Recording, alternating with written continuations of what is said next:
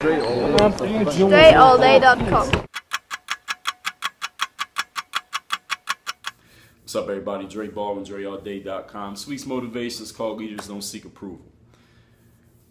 When you're in a position of doing something new, something that hasn't been done before, or you want to strike out on your own and do something that nobody else is really doing, you're not going to be able to seek approval for it because there's not going to be anybody else who's done it before you who can say, okay, yeah, that's a cool thing to do, or yeah, I understand that, because they can reference it to something that somebody else did. If you're going to step out and be a leader in a group, or be a leader even yourself, doing something, like I said, doing something that hasn't been done before, there might not be anybody who approves of it. There might not be anyone else who says or co-signs it and says, yeah, that's a good idea, you should go and do that. And there might not be anybody you can reference and say, all right, well, this person did it this way. They did A, then B, then C, so I'm going to do A, then B, then C, because you don't have a blueprint to follow.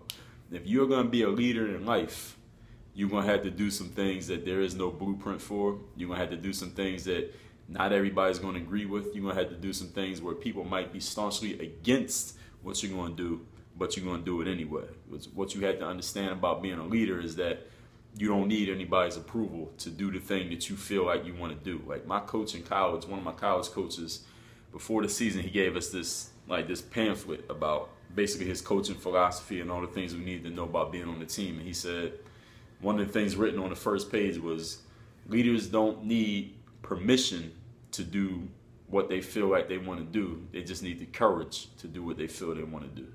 You don't need to ask anybody, oh, hey, can I do it this way? Or should I do this? Or I'm thinking about this. What do you think about it? Because when you're asking that, you're looking for somebody to approve of your actions before you take them. That's what followers do. Now, if you want to be a follower and to keep it real, 95% of people in life, you get 20 people in a room, 19 of them are going to be followers in life. They're going to do the things that other people approve of, other people have done already, or something where they ask if it's cool before they actually take action.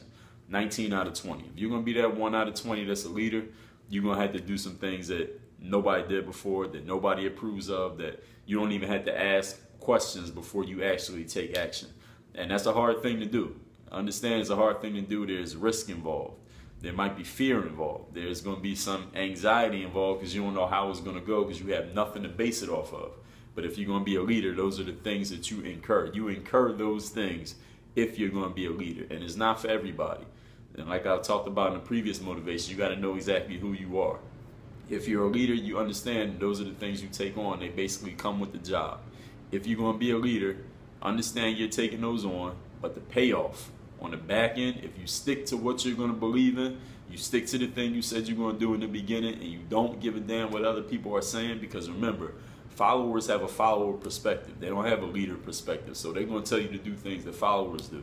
If you're going to be a leader, you got to understand you need to listen to leaders, not the followers. 19 out of every 20 people is a follower, so most people you shouldn't even be listening to if you're going to be a leader. That's why you won't need their approval. Work on your game. DreAllDay.com.